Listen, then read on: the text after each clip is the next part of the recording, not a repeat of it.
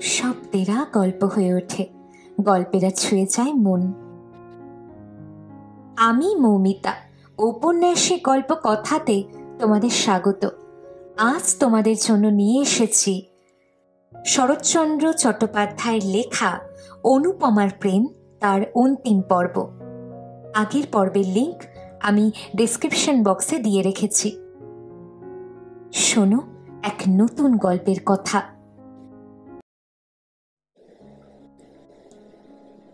সুরেশকে পাওয়া যাক আর না যাক, অনুপমার বিবাহ কিন্তু দিতেই হইবে।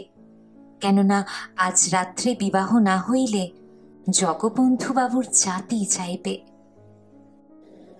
রাত্রি আন্দাজ 3টার সময় 50 কাশরোগী রামদুলাল দত্তকে পাড়ার 5 জন জগবন্ধু বাবুর হিতৈষী বন্ধু বরবেশে খাড়া করিয়া লইয়া আসিল।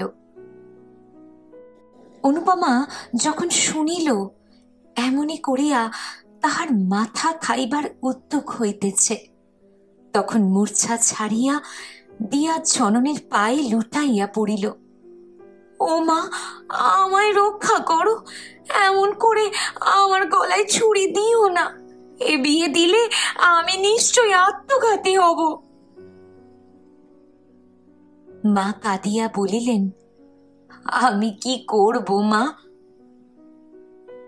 মুখে যাহাই বলুন না, কন্যার দুঃখে ও আত্মগ্লানিতে তাহার হৃদয় পুড়িয়া যাইতেছিল। তাই কাঁদিয়া কাটিয়া আবার স্বামীর কাছে আসিলেন। ওগো, একবার শেষটা ভেবে দেখো, এ বিয়ে দিলে মেয়ে আমার বিষ খাবে। কর্তা কোনো কথা না কহিয়া একেবারে অনুপমার নিকটে আসিয়া গম্ভীর ভাবে বলিলেন, ওঠো, ভোর হয়ে যায়। কোথায় যাব বাবা? এখনই সম্প্রদান করব।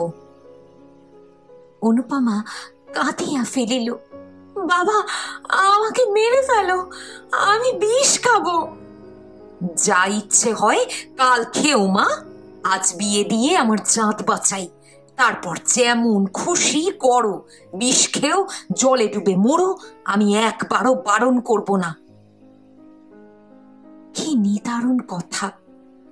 এইবার যথার্থই অনুপমার ভিতর পর্যন্ত শিহরিয়া উঠিল। বাবা আমায় রক্ষা করো। কত কাতরুক্তি, কত ক্রন্দন, কিন্তু কোনো কথাই খাটিল না। দৃঢ়প্রতিজ্ঞ জগবন্ধু বাবু সেই রাত্রেই বৃদ্ধ রামদুলাল দত্তের হস্তে অনুপমাকে সম্প্রদান করিলেন। বহুকাল বিপত্নিক বৃদ্ধ রামদুলালের আপনার বলিতে সংসার আর কেহ নাই। দুখানি পুরাতন ইস্টক নির্মিত ঘর, একটু শাকসবজির বাগান, ইহাই দত্তজির সাংসারিক সম্পত্তি। বহু ক্লেশে তাহার দিন গুজরান হয়। বিবাহ করিয়া পরদিন অনুপমাকে বাড়ি আনিলেন। সঙ্গে সঙ্গে অনেক খাদ্যদ্রব্য আসিল, অনেক দাস দাসী আসিল। কোনো ক্লেশ নাই। 6-7 দিন তাহার পরম সুখে অতিবাহিত হইল। বড়লোক শ্বশুর, আর তাহার কোনো ভাবনা নাই। বিবাহ করিয়া কপাল ফিরিয়াছে। কিন্তু অনুপমার স্বতন্ত্র কথা। আর দিন 2 থাকিয়া সে পিত্রালয়ে ফিরিয়া আসিল। তখন তাহার মুখ দেখিয়া দাসদাসীরাও গোপনে চক্ষু মুছিল। বাড়ি গিয়া প্রাণ ত্যাগ করিব, এই পরামর্শ অনুপমা স্বামী ভবন হইতে স্থির করিয়া রাখিয়াছিল। এইবার যথার্থ মরিবার বাসনা হইয়াছে। অনেক রাত্রে সকলে নিদ্রিত হইলে সে নিঃশব্দে খিড়কির দ্বার খুলিয়া বাগানের পুষ্করিণীর সোপানে আসিয়া বসিল। আজ তাহাকে মরিতে হইবেই। মুখের মরা নয়, কাজের মরা মরিতে হইবে। অনুপমার মনে পড়িল আর একদিন সে এইখানে মরিতে গিয়াছিল।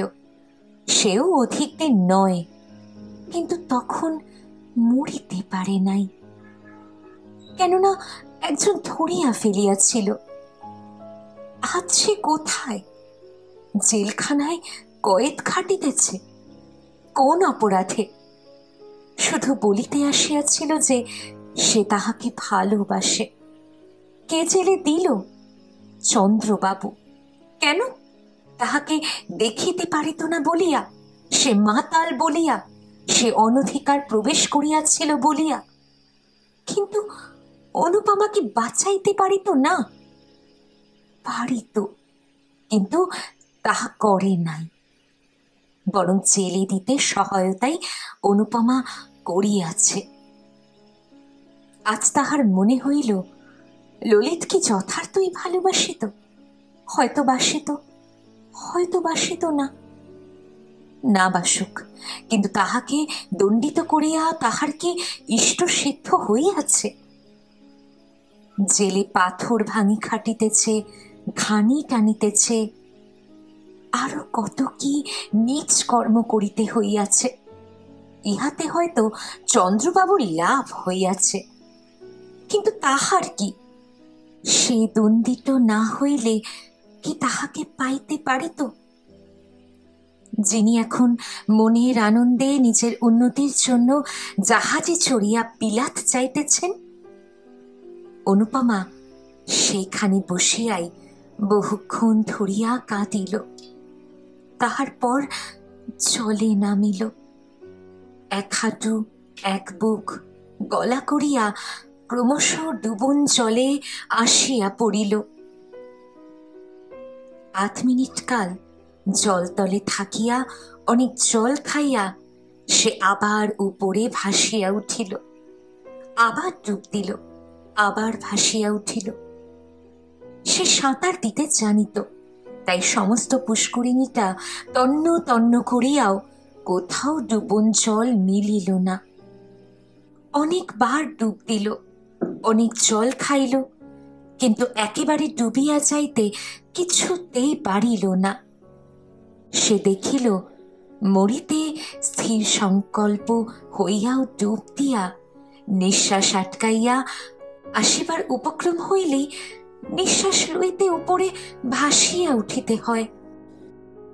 এইরূপে পুষ্করিণীটা সাঁতার কাটিয়া প্রায় নিঃশেষে যখন সে তাহার ক্লান্ত অবসন্ন নির্জীব দেহখানা কোন রকমে টানিয়া আনিয়া সোপানের উপর ফেলিল, দেখিল যে কোনো অবস্থায় যে কোনো কারণেই হোক এমন করিয়া একটু একটু করিয়া প্রাণ পরিত্যাগ করা বড় সহজ কথা নহে।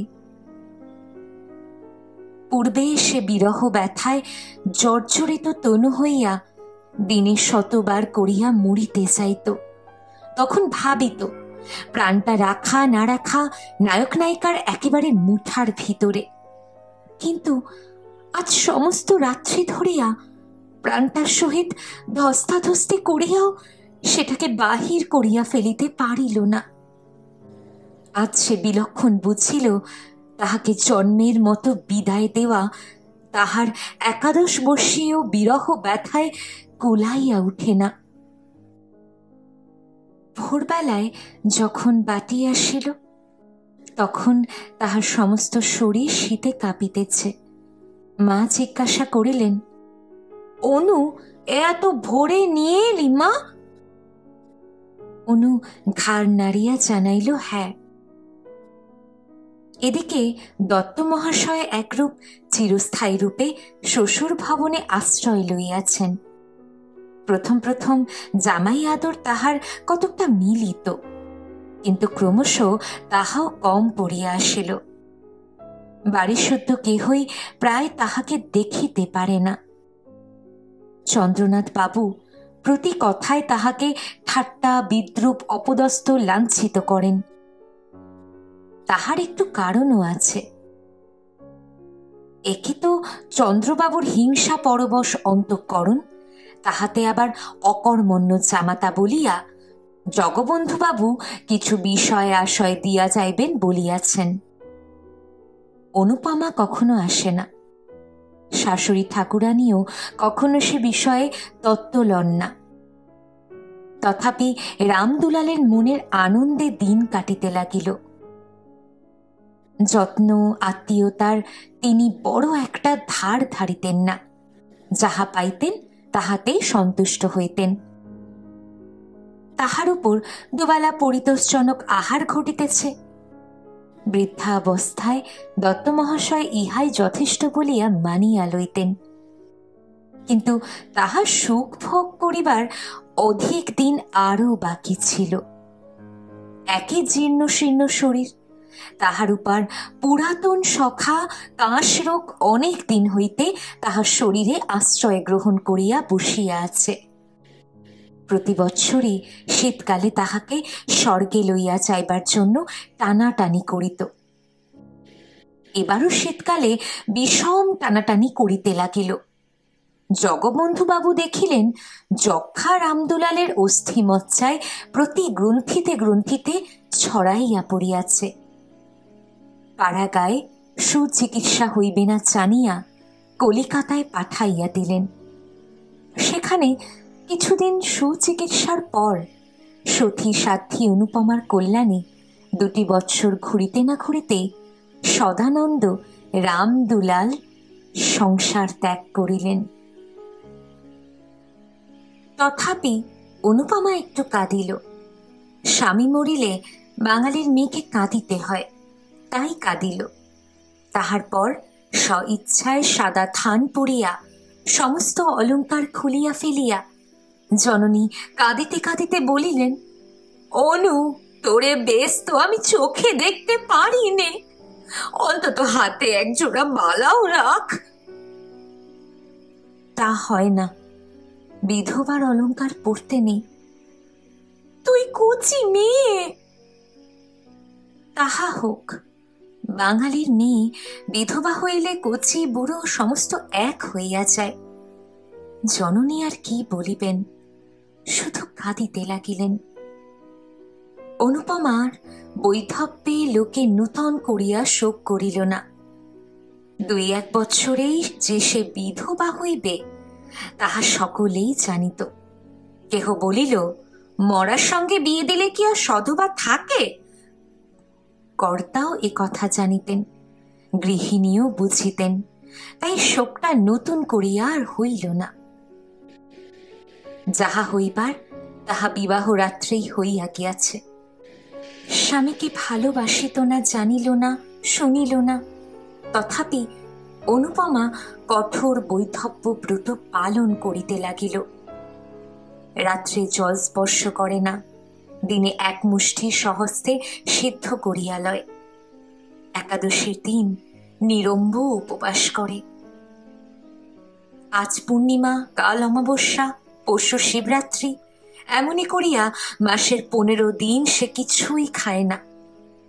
কেহ কোনো কথা বলিলে বলে, আমার ইহকাল গিয়াছে, এখন পরকালের কাজ করিতে দাও। এত কিন্তু সহিবে কেন? উপবাসের অনিয়মে অনুপমা শুকাইয়া অর্ধেক হইয়া গেল। দেখিয়া দেখিয়া গৃহিণী ভাবিলেন এইবার সে মরিয়া চাইবে। কর্তাও ভাবিলেন তাহা বড় বিচিত্র নহে, তাই একদিন স্ত্রীকে ডাকিয়া বলিলেন, অনুর আবার বিবাহ দি। গৃহিণী বিস্মিত হইয়া জিজ্ঞাসা করিলেন, তা কি হয়? ধর্ম যাবে যে। অনেক ভেবে দেখলুম, 2 বার বিবাহ দিলে ধর্ম যায় না। বিবাহের সঙ্গে ধর্মের সঙ্গে এ বিষয়ে কোনো সম্বন্ধ নেই, বরং নিজের কন্যাকে এমন করে খুন করলেই ধর্মহানির সম্ভাবনা। তবে দাও। অনুপমা কিন্তু এ কথা শুনিয়া ঘাড় নাড়িয়া দৃঢ়স্বরে বলিল, তাহা হয় না। কর্তা যখন নিজে অনুকে ডাকিয়া বলিলেন, খুব হয় মা। তাহলে আমার ইহকাল পরকাল 2 কালই গেল। কিছুই যায় না মা, যাবে না, বরং না হলেই যাওয়ার সম্ভাবনা। মনে করো, তুমি যদি গুণবান পতি লাভ করো, তাহলে দুই কালেরই কাজ করতে পারবে। একা কি হয় না? না মা, হয় না। অন্তত বাঙালির ঘরের মেয়ের দ্বারা হয় না। ধর্মকর্মের কথা ছেড়ে দিয়ে সামান্য কোনো একটা কর্ম করিতে হইলেই তাহাদিগকে অন্যের সাহায্য গ্রহণ করতে হয়। স্বামী ভিন্ন তেমন সাহায্য আর কে করতে পারে বলো? আরো কি দোষে তোমার এত শাস্তি? অনুপমা আনত মুখে বলিল, আমার পূর্বজন্মের ফল। গোড়া হিন্দু জগবন্ধু বাবুর কর্ণে এ কথাটা খট করিয়া লাগিল। কিছুক্ষণ স্তব্ধ থাকিয়া বলিলেন, তাই যদি হয় তবুও তোমার একজন অভিভাবকের প্রয়োজন। আমার অবর্তমানে কে তোমাকে দেখবে? দাদা দেখবেন। ঈশ্বর না করুন, কিন্তু সে যদি না দেখে, সে তোমার মার পেটের ভাই নয়। বিশেষ আমি যতদূর জানি তার মনও ভালো নয়। অনুপমা মনে মনে বলিল, তখন বিষ খাবো। আরও একটা কথা আছে অনু, পিতা হলেও সে কথা আমার বলা উচিত। মানুষের মন সবসময় যে ঠিক একরকমই থাকবে তা কেউ বলতে পারে না। বিশেষ যৌবনকালের প্রবৃত্তিগুলি সর্বদা বশ রাখতে মুনি ঋষিরাও সমর্থ হন না। কিছুকাল নিস্তব্ধ থাকিয়া অনুপমা কহিল, জাত যাবে যে? না মা, জাত যাবে না। এখন আমার সময় হয়ে আসছে, চোখও ফুটছে। অনুপমা ঘাড় নাড়িল, মনে মনে বলিল, তখন জাত গেল আর এখন যাবে না? যখন চক্ষু কর্ণ বন্ধ করে তোমরা আমাকে বলিদান দিলে, তখন এ কথা ভাবলে না কেন? আজ আমারও চক্ষু ফুটেছে, আমিও ভালো রূপ প্রতিশোধ নেব। কোনরূপে তাহাকে টলাইতে না পারিয়া জগবন্ধু বাবু বলিলেন, তবে মা তাই ভালো। তোমার ইচ্ছার বিরুদ্ধে আমি বিবাহ দিতে চাই না। তোমার খাবার পরবার ক্লেশ না হয় তা আমি করে যাব। তারপর ধর্মে মনে রেখে যাতে সুখী হতে পারো, করো। 3 বৎসর পরে খালাস হইয়াও ললিতমোহন বাড়ি ফিরিল না। কেহ বলিল লজ্জায় আসিতেছে না, কেহ বলিল সে গ্রামে কি আর মুখ দেখাতে পারে। ললিতমোহন নানা স্থান পরিভ্রমণ করিয়া 2 বৎসর পরে সহসা একদিন বাটিতে আসিয়া উপস্থিত হইল। তাহার জননী আনন্দীপুত্রের শিরোচুম্বন করিয়া আশীর্বাদ করিলেন, বাবা, এবার বিবাহ করিয়ে সংসারী হও। যা কপালে ছিল তা তো ঘটে গিয়েছে, এখন সেজন্যে আর মনে দুঃখ করো না। ললিত যাহা হয় একটা করিবে স্থির করিল। 5 বৎসর পরে ফিরিয়া আসিয়া ললিত গ্রামের অনেক পরিবর্তন দেখিল। বিশেষ দেখিল জগবন্ধু বাবুর বাটিতে। কর্তাগিন্নি কেহ জীবিত নাই। চন্দ্রনাথ বাবু এখন সংসারের কর্তা। অনুপমা বিধবা হইয়া ওইখানেই আছে, কারণ তাহার অন্যত্র স্থান নাই। পূর্বেই জননীর মৃত্যু হইয়াছিল, পরে পিতার মৃত্যু।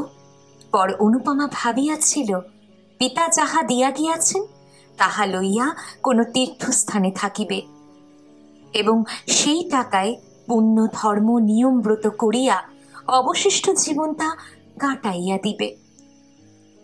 কিন্তু শ্রাদ্ধ শান্তি হইলে উইল দেখিয়া সে মর্মাহত হইল। পিতা কেবল তাহার নামে 500 টাকা দিয়া গিয়াছেন। তাহারা বড় লোক, এ সামান্য টাকা তাহাদিগকে নিকট টাকাই নয়। বাস্তবিক এই অর্থে কাহারও চিরজীবন গ্রাসাচ্ছাদন নির্বাহ হইতে পারে না। গ্রামে অনেকেই কানাঘুষা করিল, এই উইল জগবন্ধু বাবুর নহে, ভিতরে কিছু কারসাজি আছে। কিন্তু সে কথার ফল কি? নিরুপায় হইয়া অনুপমা চন্দ্রবাবুর বাটিতেই রইল। লোকে বলে, পিতার মৃত্যু না হওয়া পর্যন্ত সৎ মাকে চিনিতে পারা যায় না, সৎ ভাইকেও সেইরূপ পিতার জীবিতকাল পর্যন্ত চিনিতে পারা কঠিন। এতদিন পরে অনুপমা জানিতে পারিল তাহার দাদা চন্দ্রনাথ বাবু কি চরিত্রের মানুষ। যত প্রকার অধম শ্রেণীর মানুষ দেখিতে পাওয়া যায়, চন্দ্রনাথ বাবু তাহাদের সর্বনিকৃষ্ট। হৃদয়ে একতিল দয়া মায়া নাই, চোখে এক বিন্দু চামড়া পর্যন্ত নাই। অনুপমার এই নিরাশ্রয় অবস্থায় তিনি তাহার সহিত যেরূপ ব্যবহার আরম্ভ করিলেন, তাহা বলিয়া শেষ করা যায় না। প্রতি কথায় এমনকি উঠিতে বসিতে তিরস্কৃত, লাঞ্ছিত, অপমানিত করিতেন। অনেকদিন হইতে তিনি অনুপমাকে দেখিতে পারেন না, কিন্তু আজকাল তো অধিক না দেখিতে পারিবার কারণ তিনি ভালোই জানেন। বড়বধূ পূর্বেই তাহাকে ভালোবাসিতেন, কিন্তু এখন তিনিও দেখিতে পারেন না। যখন অনু বড় লোকের মেয়ে ছিল, যখন তাহার বাপ মা বাঁচিয়া ছিল, তখন তাহার একটা কথায় 5 জন ছুটিয়া আসিত, তখন তিনিও ভালোবাসিতেন। এখন সে দুঃখিনী, আপনার বলিতে কেহ নাই, টাকা করিও নাই, পরের অন্ন না খাইলে দিন কাটে না। তাহাকে কে এখন ভালোবাসিবে, কে এখন যত্ন করিবে? বড়বধূর 3-4টি ছেলে মেয়ের ভার অনুর উপর। তাহাদিগকে খাওয়াইতে হয়, স্নান করাইতে হয়, পড়াইতে হয়, কাছে করিয়া শুয়াইতে হয়। তথাপি কোনো বিষয়ে একটু ত্রুটি হইলেই অমনি বড় ঠাকুরানীর রাগ করিয়া রীতিমতো 5 কথা শুনাইয়া দেন। ইহা ভিন্ন অনুপমাকে নিত্য দুবেলা চন্দ্রবাবুর জন্য 2-4টি ভালো তরকারি রাঁধিতে হয়। পাচক ব্রাহ্মণ তেমন প্রস্তুত করিতে পারে না, আর না হইলে চন্দ্রবাবুর কিছু খাওয়া হয় না। একাদশী হোক আর দ্বাদশী হোক আর উপবাসী হোক, সে রান্না তাহাকে রাঁধিতেই হইবে। বিধবা হইয়া অনুপমা প্রাতঃকালে স্নান করিয়া অনেকক্ষণ ধরিয়া পূজা করিত। এখন তাহাকে সেই সময়টুকু দেওয়া হয় না। একটু বিলম্ব হইলেই বড় ঠাকুরানী বলিয়া উঠেন, ঠাকুরজি একটু হাত চালিয়ে নাও, ছেলেরা কাঁদছে, এখনো পর্যন্ত কিছু খেতে পায়নি। অনুপমা যা তা করিয়া উঠিয়া আসে, একটি কথাও সে মুখ ফুটিয়া বলিতে পারে না। একাদশীর দীর্ঘ উপবাস করিয়াও তাহাকে রাত্রে রন্ধন করিতে যাইতে হয়। তৃষ্ণায় বুক ফাটিতে থাকে, অগ্নির উত্তাপে মাথা টিপ টিপ করিতে থাকে, গা ঝিমঝিম করে, তবু কথা কহে না। অবস্থার পরিবর্তনে সহ্য করিবার ক্ষমতাও হয়, কেননা জগদীশ্বর তাহা শিখাইয়া দেন। না হইলে অনুপমা এতদিন মরিয়া যাইত। এই সংসারে তাহার অপেক্ষা দাস দাসীরা শ্রেষ্ঠ। জোর করিয়া তাহাদের দুটো বলিলে তাহারাও দুটো জোরের কথা বলিতে পারে। অন্তত আমার মাহিনাপত্র চুকাইয়া দিন, আমি বাড়ি যাই, এই কথাও বলিতে পারে। কিন্তু অনু তাহাও বলিতে পারে না। সে বিনামূল্যে কৃতদাসী। মারো কাটো, তাহাকে এখানেই থাকিতে হইবে, আর কোথাও যাইবার জো নাই। সে বিধবা, সে বড় লোকের কন্যা। অনুপমার অবস্থা বুঝাইতে পারা যায় না, বুঝিতে হয়। বাঙালির ঘরে পরান্ন প্রত্যাশিনী বিধবাই কেবল তাহার অবস্থা বুঝিতে পারিবেন, অন্যে না বুঝিতেই পারে। আজ দ্বাদশী। সকাল সকাল স্নান করিয়া অনুপমা পূজা করিতে বসিল। তখনও 15 মিনিট হয় নাই। বড়বধূ ঘরের বাহির হইতেই একটু বড় গলায় বলিলেন, ঠাকুরজি, তোমার কি আজও সমস্ত দিনে হইবে না? এমন করে চলবে না বাবু। অনুপমা শিবের মাথায় জল দিতেছিল, কথা কহিল না। বড়বধূ 10 মিনিট পরে পুনর্বার ঘুরিয়া আসিয়া সেখানেই হইতে চিৎকার করিলেন, এত পুণ্যি ছালায় আটবে না গো, এত পুণ্যি করো না।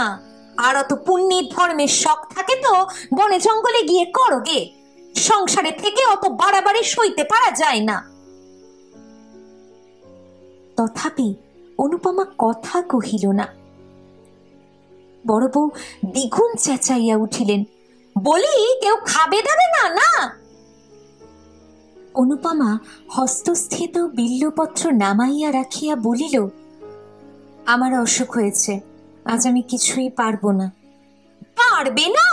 তবে সবাই উপোস করুক। কেন, আমি ছাড়া কি লোক নেই? ঠাকুরের কি হলো? তার জ্বর হয়েছে, আর উনি ঠাকুরের রান্না করতে পারেন? না পারেন, তুমি রেখে দাও গে। আমি রাঁধবো? মাথার যন্ত্রণায় প্রাণ যায়। একটা কবিরা 24 ঘন্টা আমার পিছনে লেগে আছে, আর আমি আগুনের তাতে যাব? অনুপমা চলিয়া উঠিল, বলিল, তবে সবাইকে উপোস করতে বলো গে। তাই যাই, তোমার দাদাকে কথা জানাই গে। আর তোমার অসুখ হবে কেন? এই নে ধুয়ে এলে এখনই গিলবে কুটবে, আর বড় ভাইকে একটু রেঁধে খাওয়াতে পারো না? না পারি নে বড় বউ, আমি তোমাদের কেনা বাদী নই, যে যা মুখে আসবে তাই বলবে। আমি এসব কথা দাদাকে জানাবো। বড় বউ মুখ ভঙ্গি করিয়া বলিল, তাই জানাও গে, তোমার দাদা এসে আমার মাথাটা কেটে নিয়ে যাক। অনুপমা কিছুক্ষণ স্তব্ধ হইয়া রহিল, তারপর বলিল, তা জানি, দাদা ভালো হলে আর তোমার এত সাহস কেন? তিনি করেছেন কি? খেতে দিচ্ছেন, পড়তে দিচ্ছেন, আবার কি করবেন? সত্যি সত্যি তো আর আমাকে তাড়িয়ে দিয়ে তোমায় মাথায় করে রাখতে পারেন না, এজন্য আর মিছে রাগ করলে চলবে কেন? সমস্ত বস্তুর সীমা আছে, অনুপমারও সহিষ্ণুতার সীমা আছে। সে এতদিন যাহা বলে নাই, আজ তাহা বলিয়া ফেলিল। বলিল, দাদা আমাকে খাওয়াবেন পড়াবেন কি যে বাপের টাকায় তিনি খান, আমি সেই বাপের টাকায় খাই। বড় বউ ক্রুদ্ধ হইল, তাই যদি হতো তাহলে বাপ আর পথের কাঙাল করে রেখে যেত না। পথের কাঙাল তিনি করে যাননি, তোমরাই করেছ। গ্রাম শুদ্ধ সবাই জানে তিনি আমাকে নিঃসম্বল রেখে যাননি। সে টাকা দাদা চুরি না করলে আজ আমাকে তোমার মুখ নাড়া খেতে হতো না। বড় বউ মুখে প্রথমেই শুকাইয়া গেল, কিন্তু পরক্ষণে দ্বিগুণ তেজে জ্বলিয়া উঠিল। গ্রাম শুদ্ধ সবাই জানে উনি চোর? তবে এ কথা ওকে জানাবো। জানিও, আর বলো যে পাপের ফল তাকে পেতেই হবে। সেদিন এমনই গেল। অবশ্য একথা চন্দ্রবাবু শুনিতে পাইলেন, কিন্তু কোনরূপ উচ্চবাচ্য করিলেন না। চন্দ্রনাথবাবুর সংসারে ভোলা বলিয়া একজন ছোড়া মতো বৃদ্ধ ছিল। 5-6 দিন পরে চন্দ্রবাবু একদিন তাহাকে বাটির ভিতর ডাকিয়া আনিয়া বেদম প্রহার করিতে লাগিলেন। চিৎকার শব্দে অন্যান্য দাস দাসীরা ছুটিয়া আসিল। তখনও অসম্ভব মার চলিতেছে। অনুপমা ঘরের ভিতর পূজা করিতেছিল, পূজা ফেলিয়া সেও ছুটিয়া আসিল। ভোলার নাক মুখ দিয়া তখনও রক্ত ছুটিতেছে। অনুপমা চিৎকার করিয়া উঠিল, দাদা করো কি, মরে গেল যে। চন্দ্রবাবু খিচাইয়া উঠিলেন, আজ বেটাকে একেবারে মেরে ফেলবো। তোকেও সঙ্গে সঙ্গে মেরে ফেলতাম, কিন্তু তুই শুধু মেয়ে মানুষ বলে বেঁচে গেলি। আমার সংসারে এত পাপ আমি বরদাস্ত করব না। বাবা তোকে 500 টাকা দিয়ে গেছেন, তাই নিয়ে তুই আজই আমার বাড়ি থেকে দূর হয়ে যা। অনুপমা কিছুই বুঝিতে পারিল না। সে শুধু বলিল, সে কি? কিছুই নয়, আজ টাকা নাও, নিয়ে ভোলার সঙ্গে দূর হয়ে যাও, বাইরে গিয়ে যা খুশি করো গে। অনুপমা সেখানে মূর্ছিত হইয়া গেল। দাস দাসীরা সকলেই এ কথা শুনিল। কেউ মুখে কাপড় দিয়া হাসিল, কেহ হাসি চাপিয়া ভালো মানুষের মতো সরিয়া গেল, কেহ বা ছুটিয়া অনুপমাকে তুলিতে আসিল। চন্দ্রবাবু মৃতপ্রায় ভোলার মুখে আর একটা পদাঘাত করিয়া বাহিরে চলিয়া গেলেন। আজ অনুপমার শেষ দিন। এই সংসারে সে আর থাকিবে না। জ্ঞান হইয়া অবধি সে সুখ পায় নাই। ছোটবেলায় ভালোবাসিয়াছিল বলিয়া নিজের শান্তি নিজে খুঁচাইয়াছিল, অতিরিক্ত বাড়াবাড়ি করিয়াছিল বলিয়া বিধাতা তাহাকে একতিল সুখ দেননি। যাহাকে ভালোবাসিত মনে করিত তাহাকে পাইল না। যে ভালোবাসিতে আসিয়াছিল তাহাকে তাড়াইয়া দিল। পিতা নাই, মাতা নাই, দাঁড়াইবার স্থান নাই। স্ত্রীলোকের একমাত্র অবলম্বন সতীত্বের সুযশ, তাহাও ঈশ্বর কাড়িয়া লইতে বসিয়াছেন। তাই আর সে এ সংসারে থাকিবে না। বড় অভিমান তাহার হৃদয়ে ফাটিয়া উঠিতেছে। নিস্তব্ধ নিদ্রিত কৌমুদিত রজনীতে খিড়কির দ্বার খুলিয়া আবার বার 3 বার পুষ্করিণী সেই পুরাতন সোপানে আসিয়া উপবেশন করিল। এবার অনুপমা চালাক হইয়াছে। আর বার সন্তরণ শিক্ষাটা তাকে মরিতে দেয় নাই। এবার তাহা বিফল করিবার জন্য তাকে কলসি লইয়া আসিয়াছে। এবার পুষ্করিণী কোথায় ডুবন জল আছে তাহা বাহির করিয়া লইবে। এবার নিশ্চয়ই ডুবিয়া মরিবে। মরিবার পূর্বে পৃথিবীকে বড় সুন্দর দেখায়। ঘর বাড়ি, আকাশ মেঘ, চন্দ্র তারা, জল ফুল লতা বৃক্ষ সব সুন্দর হইয়া ওঠে। যেদিকে চাও সেই দিকেই মনোরম বোধ হয়। সব যেন অঙ্গুলি তুলিয়া বলিতে থাকে, মরিও না, দেখো আমরা কত সুখে আছি, তুমিও সহ্য করিয়া থাকো, একদিন সুখী হইবেই। না হয় আমাদের কাছে এসো, আমরা তোমাকে সুখী করিব। অনর্থক বিধাদৃত্য দত্ত আত্মাকে নরকে নিক্ষেপ করিও না। মরিতে আসিয়াও মানুষ তাই অনেক সময় ফিরিয়া যায়। আবার যখন ফিরিয়া দেখে জগতে তাহার এক তিলও সুখ নাই। অসীম সংসারে দাঁড়াইবার এক বিন্দু স্থান নাই। আপনার বলিতে একজনও নাই। তখন আবার মরিতে চাহে, কিন্তু পরক্ষণে কে যেন ভিতর হইতে বলিতে থাকে, ছি ছি, ফিরিয়া যাও, এমন কাজ করিও না। মরিলেই কি সকল দুঃখের অবসান হইল? কেমন করিয়া জানিলে ইহা উপেক্ষা আরো গভীর দুঃখে পতিত হইবে না? মানুষ অমনি সংকুচিত হইয়া পশ্চাতে হটিয়া দাঁড়ায়। অনুপমাকে এসব কথা মনে হইতেছিল না, কিন্তু অনুপমা তবুও মরিবে, কিছুতেই আর বাঁচিবে না। পিতার কথা মনে হইল, মাতার কথা মনে হইল, সঙ্গে সঙ্গে আর একজনের কথাও মনে হইল। যাহার কথা মনে হইল সে ললিত। যাহারা তাকে ভালোবাসিত তাহারা সকলেই একে একে চলিয়া গিয়াছে। শুধু একজন এখনো জীবিত আছে। সে ভালোবাসিয়াছিল, ভালোবাসা পাইতে আসিয়াছিল, হৃদয়ের দেবী বলিয়া পূজা দিতে আসিয়াছিল। অনুপমা সে পূজা গ্রহণ করে নাই এবং অপমানিত করিয়া তাড়াইয়া দিয়াছিল। শুধু কি তাই, জেলে পর্যন্ত দিয়াছিল। ললিত সেখানে কত ক্লেশ পাইয়াছিল, হয়তো অনুপমাকে কত অভিসম্পাত করিয়াছিল। তাহার মনে হইল নিশ্চিত সেই পাপের এত ক্লেশ, এত যন্ত্রণা। সে ফিরিয়া আসিয়াছে, ভালোই হইয়াছে। মদ ছাড়িয়াছে, দেশের উপকার করিবার আবার যশ কিনিতেছে।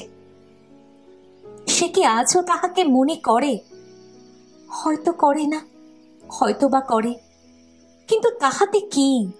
তাহার যে কলঙ্ক রটিয়াছে, তিনি কি তাহা শুনিয়াছেন? যখন গ্রামময় রটিবে যে আমি কলঙ্কিনী হইয়া ডুবিয়াছি, কাল যখন আমার দেহ জলের উপর ভাসিয়া উঠিবে, ছি ছি, কত ঘৃণায় তার ওষ্ঠ কুঞ্চিত হইয়া উঠিবে। অনুপমা অঞ্চল দিয়া গলদেশে কলসি বাঁধিল। এমন সময় কে একজন পশ্চাৎ হইতে ডাকিল, অনুপমা। অনুপমা চমকাইয়া ফিরিয়া দেখিল একজন দীর্ঘাকৃতি পুরুষ স্থির হইয়া দাঁড়াইয়া আছে। আগন্তুক আবার ডাকিল। অনুপমার মনে হইল এই স্বর কোথাও শুনিয়াছে, কিন্তু স্মরণ করিতে পারিল না। চুপ করিয়া রহিল। অনুপমা, আত্মহত্যা করো না। অনুপমা কোনো কালেই বীরাবনত লজ্জাবতী লতা নহে। সে সাহস করিয়া বলিল, আমি আত্মহত্যা করব। আপনি কি করে জানলেন? তবে গলায় কলসি বেঁধেছ কেন? অনুপমা মৌন হইয়া রহিল। আগন্তুক ঈষৎ হাসিয়া বলিল, আত্মঘাতী হইলে কি হয় জানো? কি? অনন্ত নরক। অনুপমা শিহরিয়া উঠিল। ধীরে ধীরে কলসি খুলিয়া রাখিয়া বলিল, এ সংসারে স্থান নাই। ভুলে গিয়েছ, আমি মনে করে দিচ্ছি। প্রায় 6 বছর পূর্বে ঠিক এই স্থানে একজন তোমাকে চিরজীবনের জন্য স্থান দিতে চেয়েছিল, স্মরণ হয়? অনুপমা লজ্জায় রক্তমুখী হইয়া বলিল, হয়। এ সংকল্প ত্যাগ করো। আমার কলঙ্ক রটেছে, আমার বাচ্চা হয় না। মরিলেই কি কলঙ্ক যায়? যাক না যাক, আমি তা শুনতে যাব না। ভুল বুঝেছ অনুপমা। মরলে কলঙ্ক চিরকাল ছায়ার মতো তোমার নামের পাশে ঘুরে বেড়াবে। বেঁচে দেখো, এই মিথ্যা কলঙ্ক কখনো চিরস্থায়ী হবে না। কিন্তু কোথায় গিয়ে বেঁচে থাকবো? আমার সঙ্গে চলো। অনুপমার একবার মনে হইল তাহাই করিবে। চরণে লুটাইয়া পড়িবে, বলিবে, আমাকে ক্ষমা করো। বলিবে, তোমার অনেক অর্থ, আমাকে কিছু ভিক্ষা দাও, আমি গিয়া কোথাও লুকাইয়া থাকি। পরে অনেকক্ষণ মৌন থাকিয়া ভাবিয়া চিন্তিয়া বলিল, আমি যাব না। কথা শেষ হইতে না হইতে অনুপমা জলে ঝাঁপাইয়া পড়িল। অনুপমা জ্ঞান হইলে দেখিল সুসজ্জিত হর্মে পালঙ্কের উপর সে শয়ন করিয়া আছে, পাশে ললিতমোহন। অনুপমা চক্ষু উন্মিলন করিয়া কাতর স্বরে বলিল, কেন আমাকে বাঁচালে?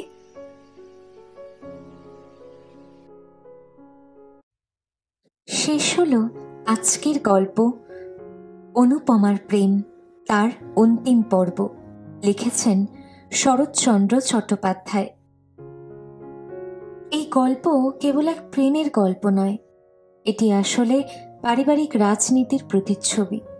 ললিতমোহন শেষ পর্যন্ত অনুপমাকে নিজের ভালোবাসায় আশ্রয় দিলেও বাস্তবে সত্যিকারের অবহেলিত ভালোবাসাকে ফিরে পাওয়া বড্ড মুশকিল। গল্পেরা শুধু শোনা যায় না, অনুভব করতে হয়।